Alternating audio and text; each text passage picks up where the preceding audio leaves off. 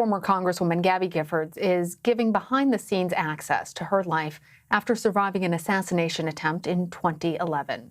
In that attack, Giffords was shot in the head at point-blank range. 18 others were shot that day, 6 fatally. In the 9 years since, the former Congresswoman has battled to regain her speech and, through it all, has demonstrated extraordinary courage. She sat down with Dave Cullen, who wrote a profile for Vanity Fair's October edition, and Dave joins us now from Brooklyn, New York. So, Dave, I wanted to get right back to the profile that you wrote about her, really an extraordinary one. And I'm wondering if you could tell us now what inspired you doing this profile at this time.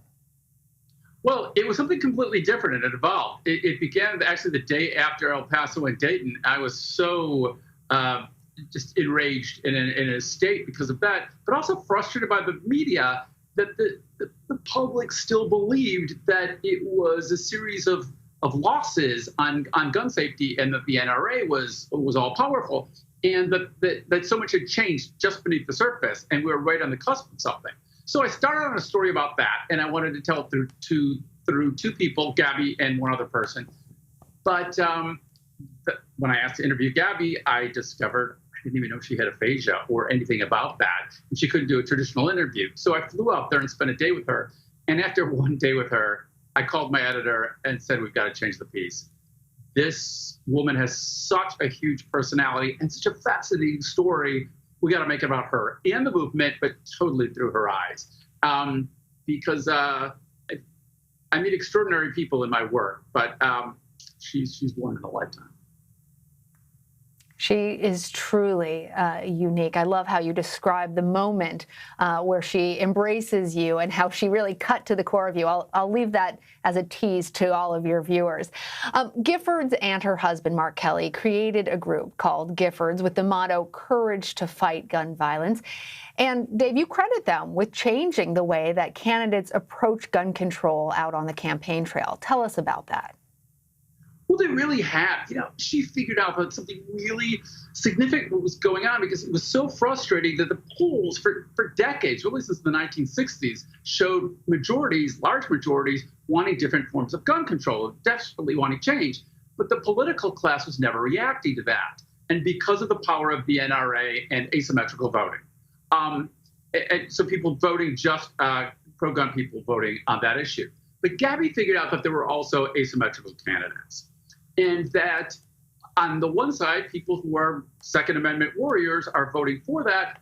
But on her side, they weren't really giving people something to vote for. And because the entire political class was terrified of running on gun safety, they weren't running on it. So there was asymmetrical voting because no one had the courage. That's why she called it courage. It's really kind of a dig on the political class that you need to have the courage to run for this stuff, to support it, and then people will follow you. So it was a very much chicken and egg thing that, you couldn't get gun reform until you had people running on it, people voting for it once people were running on it.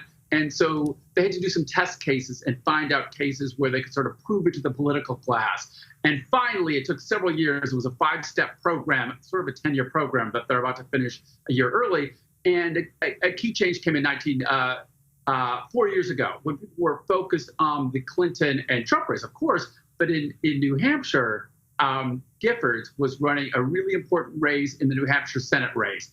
And by winning there in the heart of gun country, they proved to the political class and some other states that I don't go into the piece that it was not only safe but advantageous to run on guns. And now there's huge numbers running on gun safety, which allows people then to vote on it, gives them a reason to vote on it.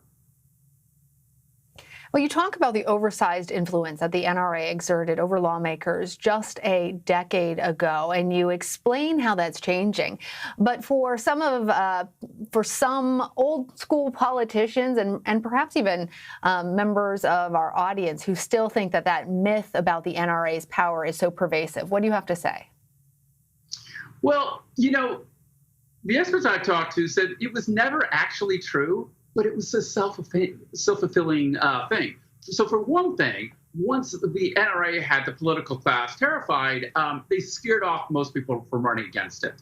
And that meant only a very limited number of people in very liberal districts and, would run on it. The NRA only had to target a small number of races around the country where people were going up against them. And they could win on that small basis because it narrowed the playing field for them. That was the biggest thing. With most of the people who were established, the truth of American politics also is that most incumbents win. Huge numbers of the House and even in the Senate tend to win. And people who were established and much more likely to win were terrified of risking their position by going up against the NRA. So it tended to be challengers who probably didn't have much chance of winning anyway. And so then they would inevitably lose, and that would continue to build the myth that the NRA was inevitable. But so once you start peeling that back and actually winning in some key races, it began to show that this isn't actually true. And you also have to figure out how to run on guns. One key thing is getting rid of the horrible term gun control, which came into vogue in the 60s and was sort of like the worst title you could ever have for this movement of just alienating anybody. Think of it, you're a gun owner, you like hunting and so forth, and you're open to legitimate, sensible legislation. But someone controlling you is sort of like the last thing that you want. These are libertarians, freedom-loving people.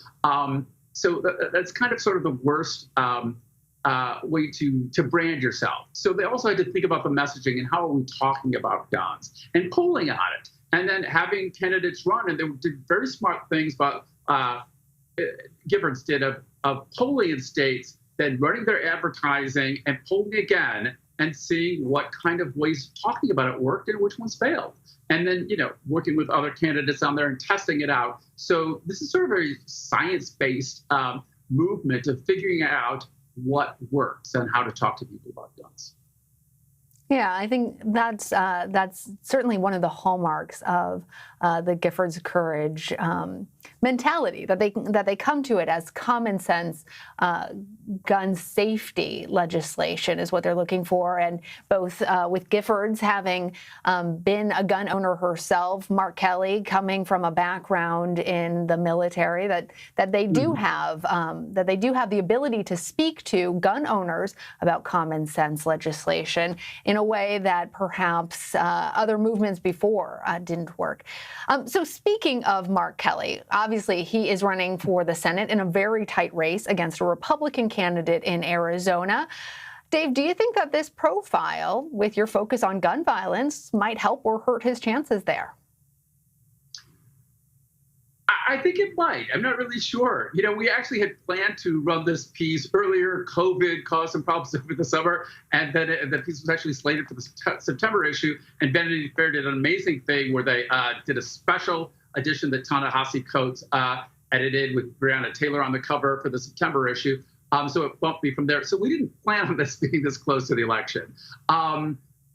But by the way, then it kind of worked out wonderfully because I got to use her DNC speech, which was really powerful. I rewrote the conclusion of the piece in a matter of hours because it was already in the final copy of the phase, and my editor let me just rip up my last, the last segment of the piece and rewrite it on that amazing speech. But it also landed the piece closer to the election, and I hope perhaps it will. I hope it. What I really think hope is that young people in particular, who many of them notoriously don't vote in the records, in the numbers they should, and the data shows that they don't feel like their issues are really on the ballot or that politicians or politics really affects their lives. And I hope young people reading this piece realize, wow, guns are on the ballot.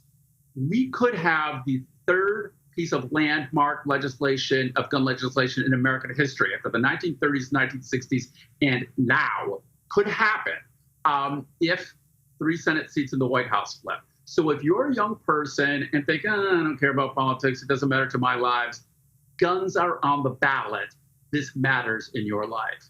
And hopefully people in Arizona in particular, too, in his race will take note of that. So I don't really know, but we'll see. I'd be delighted if it did. We'll see. Indeed. And what an extraordinary profile of an extraordinary person. Dave Cullen, thank you. Thank you very much.